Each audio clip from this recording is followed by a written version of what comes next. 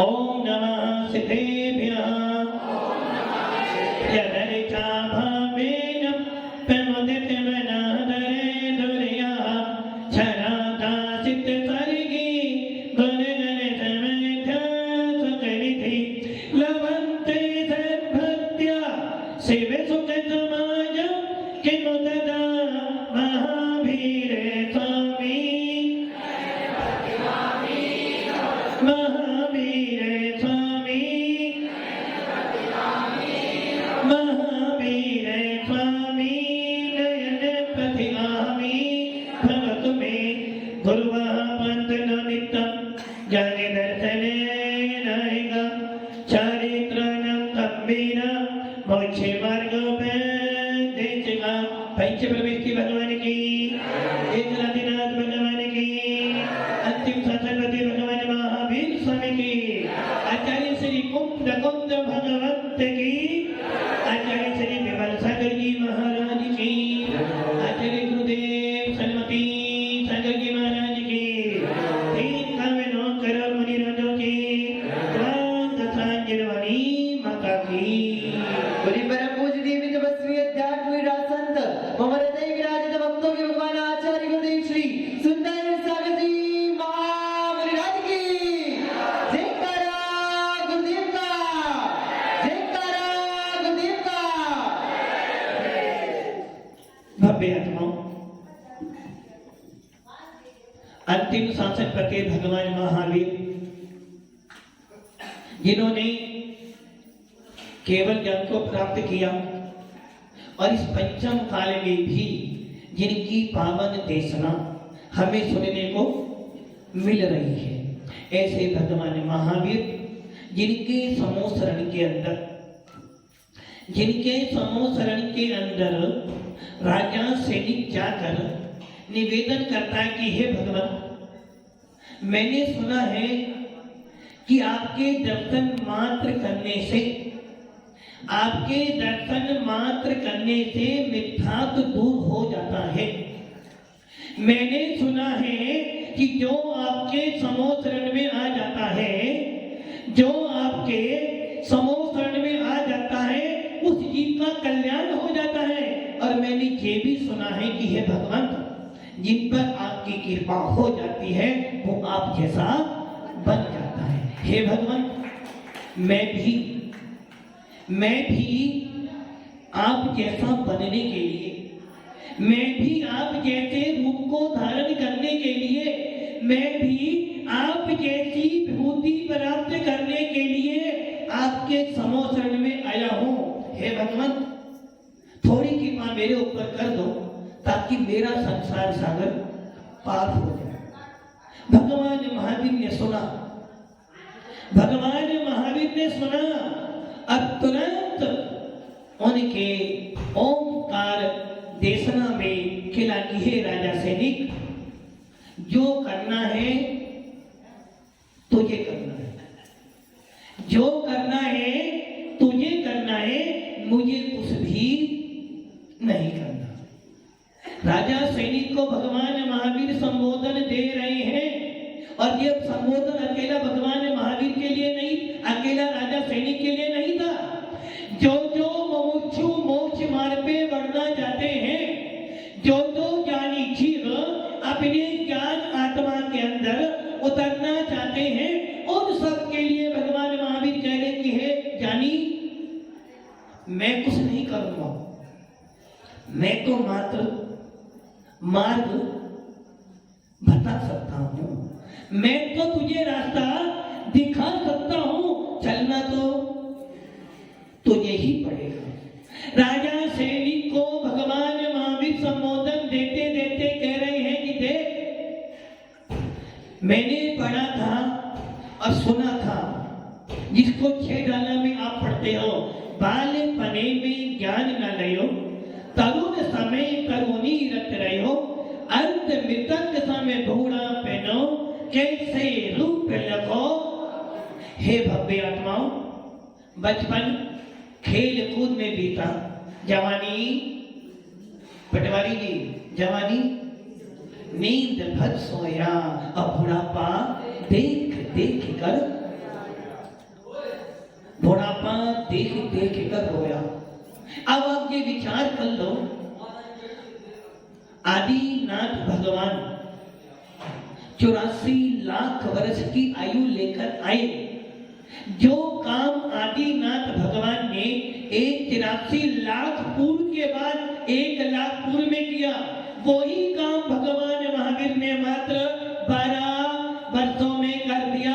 और जो काम भगवान महावीर ने 12 वर्षों में किया, भरत जी ने उसको मात्र अंतर मुक्त में कर दिया।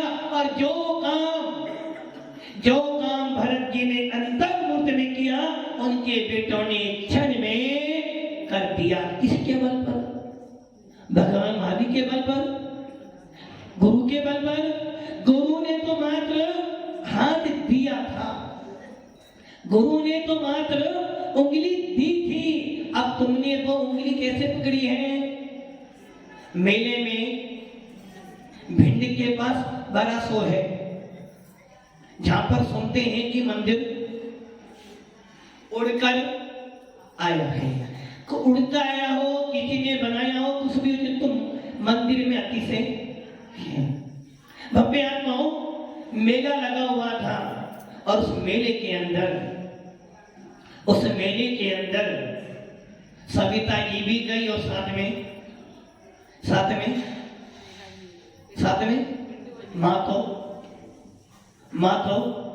माँ ही होती है, साथ में माँ भी थी। इधर से वीणा जी भी गई और साथ में माँ थी।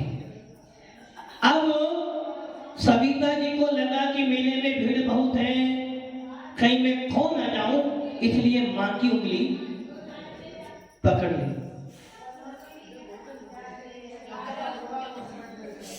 उनको बोल दो भैया मौसमी बातें चलाना। उंगली पकड़ ली, कहीं मैं मेले में ना खो जाऊं, उंगली पकड़ ली। और जब मेले में भीड़ बढ़ी, बढ़ते उस उंगली से, नोकी उंगली किसने पकड़ी थी? आपने पकड़ी थी। इधर वीणा जी भी जा रही थी, साथ में माँ थी। माँ ने सोचा वीणा अभी छोटी है, भोली भाली है, यदि ये मेरी उंगली पकड़ेगी तो हो सकता है इसकी उंगली छूट जाए। माँ ने क्या किया? पूरा का पूरा हाथ पकड़ लिया। अब कितनी भीड़ आ जाए, अब वो हाथ छूटने वाला नहीं है। उसी प्रकार भगवान महावीर कह रहे हैं, पकड़ना किसको है? गुरु तो पकड़ लेगा, किंतु पुरुषार्थ सारा तुम्हें करना है। मैंने कल भी बोला था, 5 समवाय होते हैं किसी भी काम को करने के लिए। उन 5 समवायों में से किसी का भी मूल्य अधिक या कम नहीं, 5 के 5 100% है। और हमारे जितने भी अध्यात्म शास्त्र हैं, न्याय के शास्त्र, सब में लिखा है उपादान निमित्त। जो लोग कहते हैं महाराज निमित्त तो कुछ भी, शक्कर मानेगी, निमित्त कुछ भी नहीं करता। यदि निमित्त कुछ नहीं करता है तो यहाँ क्यों आया? यदि ये सिद्ध चक्र महामंडल विधान का आलम्बन नहीं होता, निमित्त नहीं होता, तो शायद आप शिवपुर नहीं आते। और यदि आप शिवपुर नहीं आते तो आपको देव विशाख गुरु का समागम नहीं मिलता, निमित्त मिला। नाम क्या हुआ? और विधान करने गए थे, उन्होंने विधान कर एक छोटे से निमित्त को पाकर अंदर की चेतना में परमात्मा प्रकट हो जाता है। इसलिए आचार्य भगवंत कौन स्वामी कहते हैं, 5 समवाय अनिवार्य हैं, 5 का अपना अपना मूल्य है। जो लोग मात्र उपादान करते हैं वो भी गलत है। बस मेरा उपादान निमित्त क्या करता है, और जो मात्र निमित्त करते हैं वो भी गलत। मोक्ष मार्ग प्रकाशक नाम तो सबने सुना होगा, बहुत अच्छी बात लिखी है। और वही बात हमारी बात को जिनेंद्र देव ने कही थी, वहां लिख दी। 2 चीजें हैं, उपादान और निमित्त। समर्थ उपादान, समर्थ निमित्त। असमर्थ उपादान, असमर्थ निमित्त। यदि आपका उपादान असमर्थ है और निमित्त समर्थ है तो काम नहीं होगा। यदि आपका निमित्त समर्थ, उपादान समर्थ नहीं है तो काम उपादान भी समर्थ हो, नियमित भी समर्थ हो और तुम्हारा पुरुषार्थ चरम सीमा पर हो तो पहले गुणस्थान से ही सीधे 7वें गुणस्थान में पहुंच जाता है जीव। इसलिए गुरु तुम्हें ले जाएगा, किंतु पावर किसकी होगी? खाना थाली में परोस दिया है, खाना तो आपको ही पड़ेगा। भगवान महावीर करें, हे राजा सैनिक, कुछ भी हो जाए, कितने ही उपसर्ग परि से आ जाए, अपने लक्ष्य से डिगना नहीं है, क्योंकि ये तो मोही लोग हैं। मोही यदि 100 साल का दादाजी भी खटिया में पड़े हो और क्या कह रहे हो, बड़े प्यार से पाला था, जो निकले तो बेटा था, चिल्लाता है पानी को कोई न पानी देता है, भूखा प्यासा ही हो, भूखा प्यासा ही एक दिन मर जाए रे, मरते मरते भी घर वाले छोड़ते। इसलिए उपादान तेरे पास है, निमित्त तुझे मिल गया है, अपना पुरुषार्थ कर और अपने भाग्य में परमात्मा को प्रकट कर ले। आपत्तियां आएंगी, हर अच्छे मार्ग पर आपत्तियां आती हैं, किंतु कभी भी किसी बुरे रास्ते पर, जिसे कसायों के रास्ते पे कोई नहीं रोकता, किंतु आत्मा के मार्ग पर चलोगे एक नहीं लाखों रुकने वाले। किंतु कुंद स्वामी कहते हैं, अच्छा है तेरी परीक्षा हो रही है, यदि तो उत्तीर्ण हो गया तो नीट के पेपर में फर्स्ट आ जाएगा। इसलिए अपने उपादान को कम नहीं समझना, पुरुषार्थ कर, आज भी तेरे को केवल ज्ञान की प्राप्ति हो जाएगी।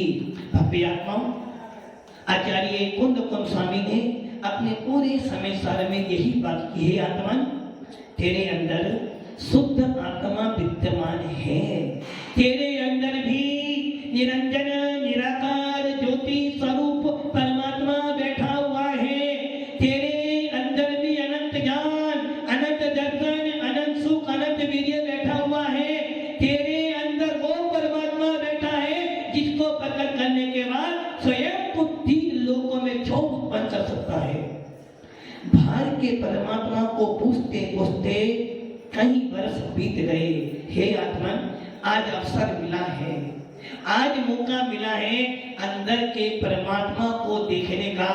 जिया कब तक संसार विकल। सीता का उदाहरण सुन लो। सीता की जब अग्नि परीक्षा हुई, सीता बार बार अपनी आत्मा को संबोधन दे रही है, बार बार अपने आप को समझा रही है। क्या समझा रही है? राम हाथ जोड़ रहा है, 3 लोक का अधिपति बनने वाला राम, मोक्षगामी जीव जिन्होंने मोक्ष प्राप्त किया, वो राम जितने एक धोबी के कहने पर सीता को छोड़ा। गलत किया अच्छा किया? गलत किया अच्छा किया? लोग कहते राम, राजा राम मर्यादा पुरुषोत्तम थे, मर्यादा पुरुषोत्तम थे। अरे कितने ही मर्यादा पुरुषोत्तम हो, किंतु ये जरूर जानते थे कि सीता निष्पाप है, निष्कलंक है। एक धोबी के कहने पर तूने उसे छोड़ दिया। लोग कहते हैं सीता की परीक्षा थी। अरे भैया, सारी परीक्षाएं स्त्रियां देंगी या पुरुष भी कोई देगा?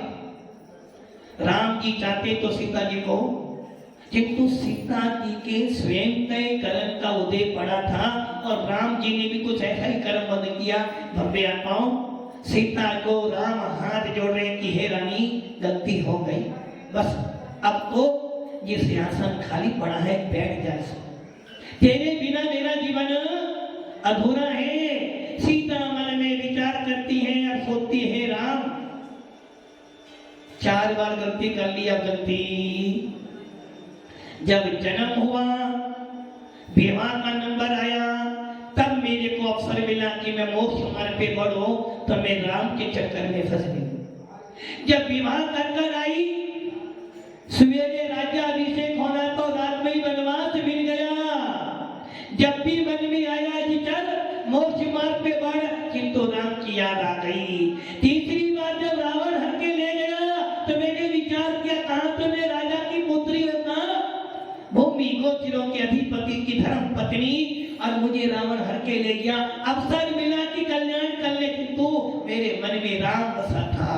चौथी बार अवसर आया, अग्नि परीक्षा हुई, मैंने निवेदन करा कि हे आत्मन, हे अग्निदेव, यदि मैंने राम के अलावा सपने में भी किसी पर पुरुष की इच्छा की हो तो मुझे भस्म कर लेना, और आज मैं सामने खड़ी हूँ। राम, अब मैंने तुम्हारी बहुत सुनी, गलती मेरी थी। 4 बार मैंने अवसर खो दिया, तो अब तो चारों गलतियों को काटने के लिए आरिका के व्रत धारण करूंगी। तुम्हें आना हो तो आ जाना, वरना मैं तो अपना कल्याण करने जाऊंगी। और वो सीता आरिका बन के सूल में स्वर्ग में पति इंद्र बन गई। और देखो कैसा कसायों का मामला, रावण ने सीता का हरण किया, किंतु छोड़ तो दूंगा, किंतु राम को हरा के छोड़ूंगा। किंतु देखो रावण भी कितना महान था, अनंत कृत्य केवली से नियम लिया था, अनंत विजय केवली से नियम लिया था कि हे भगवान, मैं रावण हूँ, नारायण हूँ, कोई नियम दे दो। हे रावण, तुझे अधोगति में जाना है, फिर भी तू सम्य दृष्टि है, शांति नाथ भगवान का परम भक्त है। एक नियम कर ले कि जो स्त्री मुझे अपनी इच्छा से नहीं खाएगी, मैं उसके साथ में जबरदस्ती सीता का हरण कर तो लिया, किंतु नियम का पालन किया। और वही रावण हर के ले गया। और आने वाले समय में जब आगे काल आएगा तो सीता के रावण लक्ष्मण दोनों पुत्र बनेंगे। और जब रावण तीर्थंकर बनेगा, सीता रावण की गंधर बनेगी। देख लो कहाँ गया बैर, किससे बैर बांध रहे हो, किससे? यदि बैर बांधना है अपने कर्मों से बांधो, बैर बांधना है अपनी आत्मा में लगे जो विकारी भाव है उनसे बांधो। यदि तुम्हारा कोई शत्रु है तो तुम्हारे कर्म है, तुम्हारी मानता है, तुम्हारा मिथ्यात्व है। और कोई तुम्हारा मित्र है तो तुम्हारा सम्यक दर्शन, सम्यक ज्ञान, सम्यक कार्य तुम्हारा मित्र है। और आचार्य भगवान कुंभ स्वामी समय सार में कहते हैं, जिसके पास रत्नत्र है, जिसके पास आत्मा का आनंद है, वो ही ज्ञान चेतना वाला है।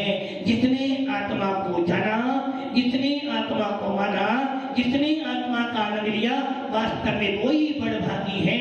मोनि सकल बटी बड़ भागी, भव भोगन ते वैरागी, वैरागे उपावन माही, चिंतई अनुप्रेक्षा।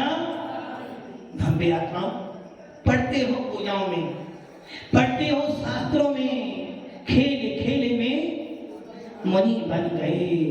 कुंद स्वामी 11 साल में मुनि बन गए, जिनसे स्वामी जन्म से ही निर्गत रहे। भव्य आत्माओं, बहुत बहुत बहुत बहुत पुण्यशाली जीव होते हैं। आचार्य अमृत चंद सूरी आत्मानुशासन में कहते हैं, धन्य है वो जीव, धन्य है वो जीव, बड़भागी है वो जीव, साथी से पुण्यशाली है वो जीव जो कीचड़ में नहीं फंसते।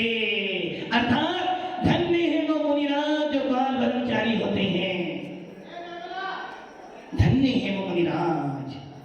उसके बाद वो भी धन्य है जो कीचड़ में फंसते तो हैं, किंतु कीचड़ से आदिनाथ जैसे कीचड़ में फंसे, किंतु जान गए कि कोई वीणा जी कोई नहीं, कोई तो है, कोई तो है। गुरु जी तुम्हारे हैं, तुम्हारी आत्मा। अरे संसार के सारे दरवाजों पे चले जाना, हर घर वाला यही कहेगा, भैया मैं बड़ा दुखी, मैं बड़ा दुखी, मैं बड़ा दुखी। किंतु इस मोक्ष मार्ग के नेताओं के पास जाओगे, क्योंकि मैं बड़ा सुखी, मैं बड़ा सुखी, मुझसे ज्यादा सुखी तो कोई भी नहीं है। ना खाने की चिंता, ना पहनने की चिंता, ना मरने की चिंता, ना ही जीने की चिंता। ना खाना है, ना जीना है, ना मरना है, बस अपनी आत्मा के स्वभाव में जीना है। और जब तक जीऊंगा स्वाधीन रहकर रहूंगा, पराधीनता से तो जीवन बहुत बिता लिया है, इसलिए समय साथ कहता है स्वतंत्र बनो, स्वच्छंद मत बनो। जो स्वच्छंद बनेगा जिन शासन से बाहर चला जाएगा, जो स्वच्छंद बनेगा नरकों के अंदर दुख खाएगा, और जो स्वतंत्र हो जाएगा वो सिद्धालय में जाकर आत्मा का आनंद पाएगा। भव्य आत्माओं, जीवन में संकट आते हैं, उपसर्ग आते हैं, उनसे जो पार होते हैं वो ही सूरवीर चलाते हैं। भगवान कुंद स्वामी बार बार समझा रहे कि हे आत्मा, कोई तेरा दिए है जो तुझे मोक्ष मार्ग की प्रेरणा दे, जो तुझे मोक्ष मार्ग पे लगाए वो तेरा है, और जो तेरे परिणामों को गिरा दे, तुझे मिथ्या में ला दे, उससे बड़ा तेरा कोई शत्रु नहीं है। इसलिए हमारे आगम में सबसे पहला कहा सम्यक दर्शन को अपना खेना बना। सम्यक दर्शन भेद विज्ञान। अरे सिद्धों की आराधना करते हो, पूजा करते हो, मंदिर में जाते हो, एक बार अपने अंदर की आत्मा से पूछे, आत्मा तूने क्या किया, तूने क्या किया? हम तो कबू न निज घर आए, हम तो कबू न निज घर आए, घूमत घूमत कई भव बीते, घूमत घूमत कई भव बीते, नाम अनेक धराए रे। हम तो कबू ना कौन सा नहीं घर, जिसे घर एक बहुत सुंदर मकान बनाया है, उस मकान की छत में से एक बूंद पानी भी गिरती है तो आत्मा में वेदन होता है, आत्मा हिल जाती है। किंतु तेरी आत्मा के अंदर कितने कितने कितने कर्म बैठे हैं, कभी आत्मा की याद नहीं आती। और जिसको आत्मा की याद नहीं आती समझ लेना घोर मिथ्या दृष्टि है। और जिसको आत्मा की याद आती हो, जिसको परमात्मा की याद आती हो, जिसको देवता गुरु अच्छे लगते हो, समझना वही सम्य दृष्टि है। और ऐसे ही सम्य दृष्टि जीव ही आत्मा की चर्या करते हुए आत्मा को परमात्मा बनाते हैं। भव्य आत्माओं, कोई शत्रु आपका नहीं है। शत्रु यदि कोई तुम्हारा है, तुम्हारे अपने कर्म। सबसे पहले मानता बदल दो, कोई मेरा, कोई मेरा, कोई मेरा, कोई नहीं है ना। नेहा जी कोई हमारा, कोई नहीं है। मैं किसी की, कोई मेरा नहीं, और मैं आया अकेला जाए अकेला, ढूंढ ठिकाना चेतन, सब कुछ तो जाना जिसको न जाना, कैसा जाने धारी तूने। जानते तो हो, मानते तो हो, किंतु अटूट श्रद्धान नहीं है। खुद कौन स्वामी यही बात कह रहे अपने सभ्यता में कि हे आत्मा, हे ज्ञानी, एक बार मजबूती पकड़ ले कि मैं परमात्मा बन सकता हूँ। मेरे अंदर केवल ज्ञान प्राप्त करने की ज्योति है। मेरे अंदर भी वही आत्मा है जो आत्मा से धर्म में बैठी है। आज तेरे अंदर, अभी तेरे अंदर आत्मा का वेदन हो जाएगा। और जिस दिन वेदन हो जाएगा, समझना तेरा सम्यक दर्शन प्रकट हो गया। और सम्यक दर्शन प्रकट हो गया तो समझना एक देश जिन हो गया। धन्य हो तुम लोग जो आत्मा की चर्चा करते हो। धन्य है वो जीव जो आत्मा पे श्रद्धान करते हैं। और उससे भी ज्यादा पुण्यशाली वो जीव जो आत्मा की चर्या में उतर जाते हैं। इसलिए भव्य आत्माओं, समय कम है। क्या कम है? आपके पास क्या कम है? पैसा दो, पैसा दो, पैसा। आकुलता में धर्म, उपयोग हटा। जब गाड़ी चलाते हो, चलो ध्यान हटा, घटना वैसे ही कौन कौन स्वामी कह रहे हैं उपयोग घटा घटना घटी, इसलिए कौन कौन स्वामी कह रहे हैं जानो देखो जाने दो। ज्ञानी जीव क्या करता है जानो देखो जाने दो, और अज्ञानी जीव क्या करता है जानो देखो आने दो। और जो आने दो करता है संसार में भटकता है, और जो जाने देता है वो एकाकी होकर मोक्ष को प्राप्त करता है। इसलिए भव्य आत्मा हम सभी मोक्ष को प्राप्त करें। ओम नमः सिद्धि